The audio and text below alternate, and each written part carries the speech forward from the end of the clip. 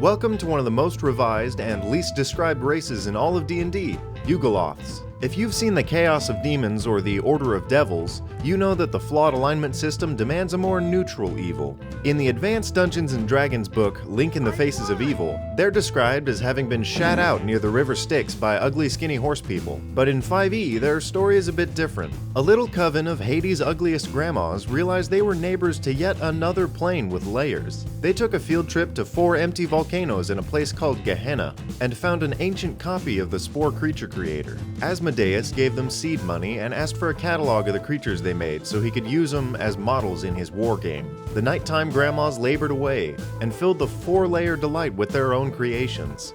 It's a big secret as to what exactly happened after that, but here's what it looks like to me.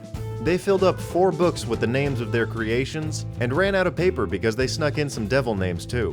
One old coot couldn't help herself and made one more, and made it really strong. The others got pissed. They started yelling about this and that, and the band broke up. To be fair, they weren't the tightest clique in the world to begin with. Somehow they managed to lose all 4 save files during the fight, and even Asmodeus couldn't recover them. So every creation was left to fend for themselves, which is all they ever do now. These are the Yugoloths, in case you somehow weren't following. Gehenna isn't the best vacation spot, being 4 massive volcanoes that constantly spew out cancer fumes. Every Yugoloth has to fight to survive, and it's very much a fiend-eat-fiend world. For some reason, maybe because some of the hags got all hot and bothered at the thought of Asmodeus, the Yugoloths take after the devils, in a sense. They all follow contracts, but aren't in any way bound by them. Unless you find one of the hags' save files, then they have to do exactly what you say. Allies and friendships are 2 of the funniest words to a Yugoloth, and they sell themselves to any creature of any type for the right price. To define the race of the fiends in a word,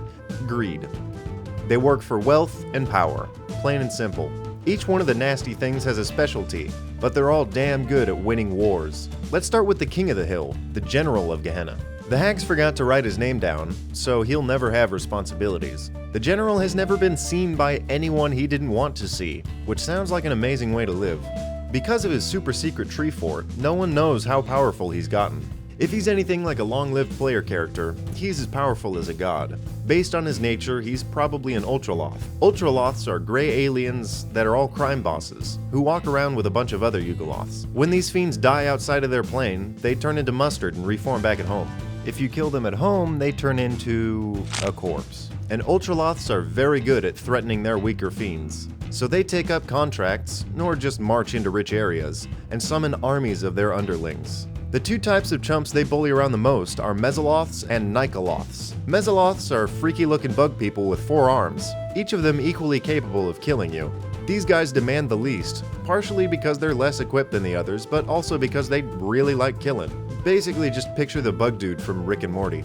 Yugoloths are beer-bellied brutes who fly around and smack people for cash. They like dedication to a job with a cool boss they can relate to. The rest of the Yugoloths have more specific abilities, so the one you hire depends on what you need, and to hire one you go through... This fucker. I'd make a joke about how much he jerks his gherkin, but he'd probably slap me and I'd die immediately. His little baby arm writes up contracts with his crotch book, and he brings in the fiends that work for him. His big-ass monster claw is hidden under the table unless someone wants to arm wrestle or throw hands. If you need to write a convincing apology letter or get best friends to kill each other, you hire an Arcanoloth.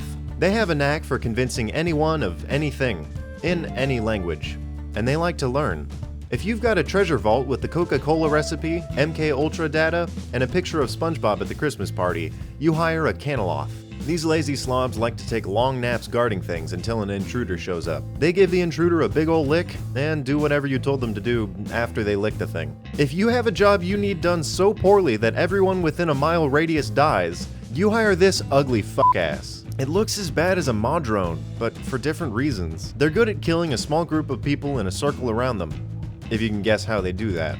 If you dropped your phone in the ocean during a cruise and need it found, you hire a Hydroloth. Literally, its name is its whole deal. It does Yugoloth things, but underwater. If you need to cross the river Styx, or take a boat ride from any point A to any point B, you hire a Marinoloth. These badass sailors captain ships, and cover your boat in Flex Seal while they're at the helm. If you need everyone dead via chemical warfare, you shell out some coin for an Oinoloth. These things are better at killing than the barrel dudes, and less expensive than an Ultraloth. They're very, very disgusting. If you sign a contract with a Yugoloth, you've hired a professional. That is, until someone else pays them better. Yugoloths are selfish mercenaries who only work for the highest bidder, good or evil. And that's basically Yugoloths.